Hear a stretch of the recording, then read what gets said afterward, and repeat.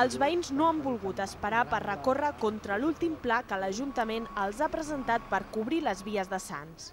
No estan d'acord amb algunes parts, com la que fa referència al talús. Una rampa jardinada que dissimularia el calaix i que, segons els veïns, el consistori ha fet desaparèixer del projecte. Trenca la connectivitat una mica de nord-sud, que és la problemàtica, perquè això és com un mur de Berlín, si us poseu aquí a la plaça de Sants, veu un mur de 750 metres. En el projecte anterior, acordat per l'antic equip de govern i el veïnat, el talús ocupava tot el carrer d'Antoni de Capmany. Ara, però, no serà així. L'Ajuntament vol mantenir-lo com a carrer, tot i que d'ús exclusiu per a vianants.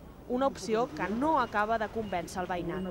Aquesta possibilitat de que ara no sigui rodada no implica que demà, com que l'estructura ho permet, aquesta continuïtat rodada es generi. Aquesta franja viària no es pot mantenir, ha de desaparèixer. Els veïns hi podran presentar al·legacions fins al 16 de febrer.